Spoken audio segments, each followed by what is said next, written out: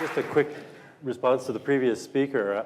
John Seely Brown gave a speech a while ago in which he talked about the return to tinkering.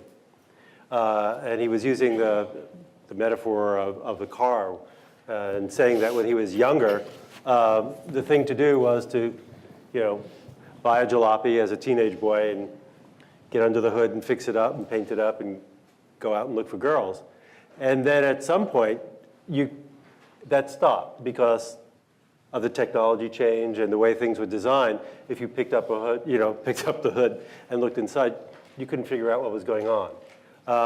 And now he was saying that recently, and particularly with the advent of new tools, digital tools, and a change in culture, tinkering is back.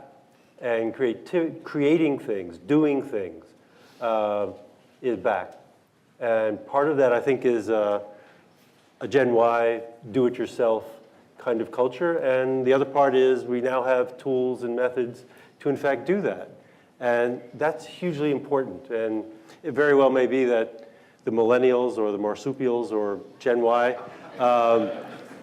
thanks, Alan Weber, may turn out to be the most creative generation in a very, very long time, which would be a wonderful thing, because God knows we need it.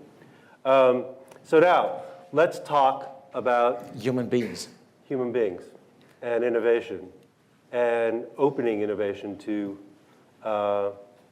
bring in much more information. You've been doing that at Nestlé for a while. Let's have a really serious nitty-gritty conversation about open innovation, because it's been around for a while. There's been a lot of talk, a lot of blah blah about it. Most of us have participated in it. We've used it a lot at Business Week to, in fact, build out the innovation and design site and other things. But let's talk about the good, the bad, and the ugly about open innovation. I'm glad to do that. Thanks for having me here. And I can't see you because we're all blinded by the lights, but that's probably part of life. So when I hear all this talk about the baby boomers and generation this and that, and that's why I say we're all human beings at the end of the day. We seem to have different backgrounds and ages and I don't know what, but at the end of the day, this is where we're all converging as a human being. And I think coming from a company or working for a company that actually tries to feed those human beings, I link to that and I connect to that in a different way. Open innovation is a buzzword. I think we have to be very clear on that. When people don't really know what they're talking about, they create buzzwords. So I think that's what happened here as well. And then that writes books. I'm glad to hear that the real geniuses don't write books anymore. I'm just wondering what happens to all those books that are up there, which you guys want to get rid of. So maybe this is there's a mismatch here. So, but, are you trying to piss off a lot of people? Of course. Okay. So I get the attention then, at least. As I said, it's a buzzword, and I think, but it describes a very important fact. It describes the fact that a company like ours and many other companies of a certain size, cannot just go on in doing things as they always used to be done. I was having a breakfast meeting with friends of ours, and this was an elderly couple, and he was in his early 80s, and he had just reduced his work time from 5 to 4 days, going every day to Caltech as a civil engineer and working there. And his wife was a very brilliant artist. And at the breakfast, she said, you know what? If we continue doing things how we always did them, then we will get what we always got. I think this kind of struck me in a way. If we continue, we just do the same things all over, we will not change anything in this world, and change is really needed, and it's not just since last year, but it has been since quite a while. So this then ultimately, a few years ago, brought us to the conclusion that, or the recognition rather, that we needed to change something in the way of how we operated as a company in a very close circle. And I think this is what open innovation and opening the spirit and opening our minds and brains is all about, that we recognize that there are people out there who can do so much better, at least as good, if not so much better than we. And I'll just give you a simple statistical example. In our organization, we have about 3,700 people working on technological development, research and development. And they are really brilliant people. They know many, many things, and they can do many, many things. But statistically speaking, probably there are 50 million or 100 million out there in the world who can do equally good things.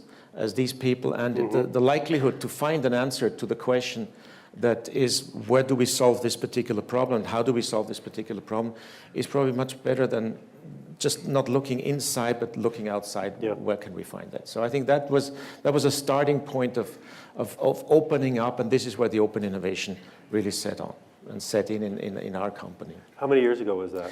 This is about 4 years ago, so it was really in the works. It was probably popular to talk about open innovation, so it helps. I mean, buzzwords help, but buzzwords go away and then they mutate and something else will come up, and I can give you a little challenge, all of you here, so you can think about what's the next buzzword going to be. But the main thing is that what stays is a mindset change. I mean, my job, and I think Saul this morning said about creating your own titles. My title in a way is matchmaker, so I'm trying to match and make things happen between the outside world and the inside world, and I think that's probably the shortest descriptor that I could find. So let's get very practical for a moment. When you talk to the folks from InnoSight, if you talk to the folks who are in the open innovation game, open networking game, they say that it can be very, very productive. However, there are certain parameters around which you have to play this game. What kind of innovation is best done through open innovation? What kind of problems are best solved through this technique? Or are all problems, all kinds of innovation, benefiting from open innovation in the sense of opening it up to the globe and bringing in other minds from around the world? I wouldn't make this qualitative or quantitative distinction between what is better suited for opening up and what is less suited. I think whenever you have a problem in terms of timing and timelines, and if you have brilliant minds and working in an organization, and Park used to be a typical example for that, you can do everything basically. But the question is, how long does it take? And if there is a marketing person in your organization coming to you and say, we have a big opportunity that we may want to just pursue, but we don't know how to do this. And then you as a technical person go back to the drawing board, scratch your head or whatever, and start thinking about this. And say, yes, I can solve it. I can put a team together and we can solve this. But unfortunately, it'll take 3 years. This opportunity that this marketing person has come up with has gone away in the meantime. So I think in general, every problem could be solved better in open innovation or opening up mode than just alone if you add this timeline concern to that, and where you say, I need to solve this in 1.5 years rather than in 3 years, because otherwise, or 1 year or 6 months or whatever that may be, but I cannot afford to linger on this opportunity for so long, and I solve it all myself. I proudly report back to the folks who have asked me to do this, but they tell me now, well, unfortunately, the opportunity has passed, and that was nice that you did it. It was very good, but it's not any longer of actuality. So are you saying that all things being equal, it takes longer when you do it open? No, or shorter? Shorter, obviously. It's shorter. Because you find people who have talents and resources outside. That's what I said. If you bring people into the team that can help you to solve the problem faster, then you're in the marketplace much earlier than if you did it all on your own. So in that respect, we have created what we call these partnerships. So we call them innovation partnerships because we believe this is the way of doing things in the future and actually in the present. To bring in partners, resources who have expert resources that we do not have, or we might have them but not enough. So in order to create a solution or come up with a solution faster, we need to bring in people who have the expertise. And I cannot go to our bosses or our boss who says, well, I don't have more resources to give to you. You have to do the job with what you have. So how can I get more resources? I go out and try to partner up and team up with people who have expert resources and who have a vested interest in doing this with us, because there is ultimately, at the end of the road, there's a business to be done and to be developed. Is there a distribution of the types of problems that you do more openly? Are they marketing problems? Are they chemistry problems? Are they business model problems? Do 50% of the problems fall into this space and 20 there? Well, How would you describe the flow? What we did, actually, if you go out and search for expertise, obviously what you have to do is you have to tell those people what it is what you want. So what we did, we created almost, I would call it a shopping list with problems or with opportunities. So we went to our businesses, all of our businesses, the individual business units, and said to them, give me your most important needs and requirements that you have come up with based on your consumer insight, based on your experience with consumers. What is that? And we try to translate that into a technical kind of descriptor that we can go out and then help solve you this particular problem. Give me an example. For instance, we are trying, it's a very simple example, and I can speak very openly about this, but it's still in the works. So the ice cream industry is a very difficult industry. Ice cream is a nice product, and hopefully many of you eat it, but from a perspective of making ice cream, you can imagine what goes in there. And it's not so much about the recipe and the ingredients, but it's about the logistics and the supply chain of having cold temperatures all along from the production to the very end, to the consumer. So there's a lot of money involved in that, which is just an environmentally fairly unsound, if you want so, and in a euphemistic way speaking. There's a lot of money and energy going into creating just a little cone of ice cream at the end of the day so that the consumer has pleasure in this, and rightly so. But you can imagine that the margins of a business like ice cream are very low because you cannot just charge more than $2 or $3 or $1.20 or whatever that may be.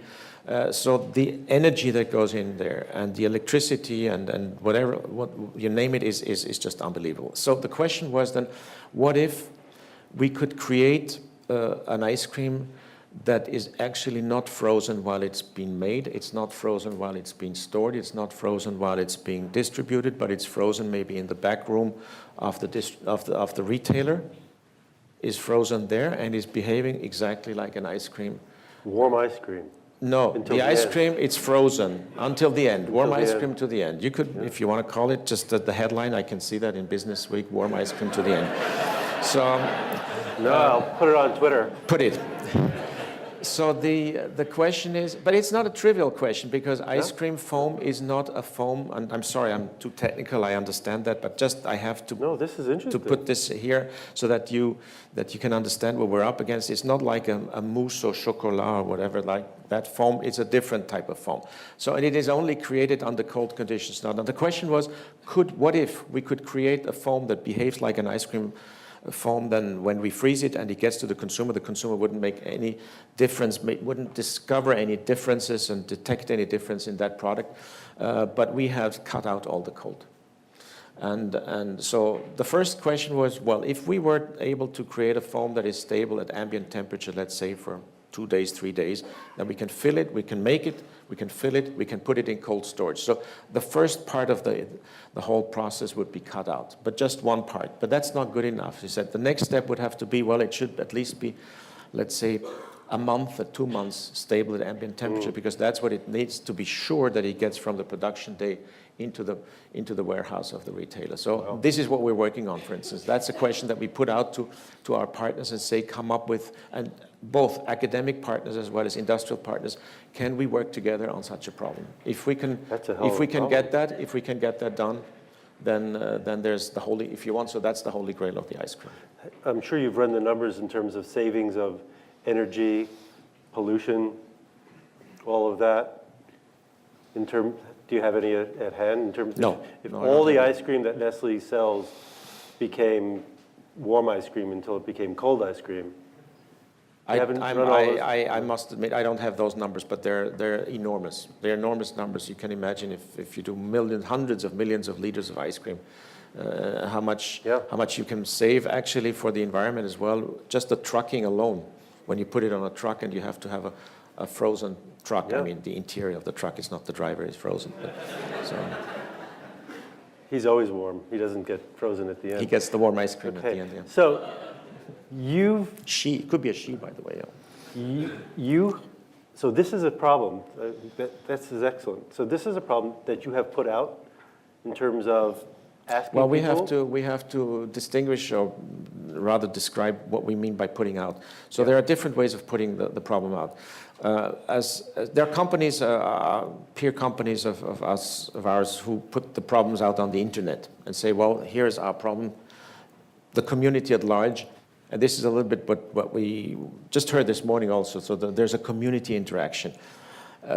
So if there is business behind it becomes all of a sudden very, very different. The whole play field might become different. So you don't want to give away entirely your strategic intent. So companies give out their problems in a disguised way. So a Procter & Gamble or a Kraft or whoever does this in an open way, they do it a little bit disguised. How do you disguise it? Well, you make it generic. In a way, well, this particular one is difficult to make generic, but you can do this in a way. So but if you don't give it up openly, you don't get back what you would expect to get back. So this is why we created our sharing is winning kind of a slogan, where we say if we give out openly, we get back more. And openly you can give out not to maybe to the world at large, but to a group of people who you have selected and discovered that those might be the ones that might be the most appropriate ones in order to find your solutions. So you shape a network. We're shaping that network. So that's what we did. Yeah. We don't expect, so we don't go out on the internet and say, here's our problem, and we get 5,000 hits per year. Yeah. Then the 5,000 hits per year is just one thing, but then you have to acknowledge those. Well, there is automatic acknowledge email, so that's easy.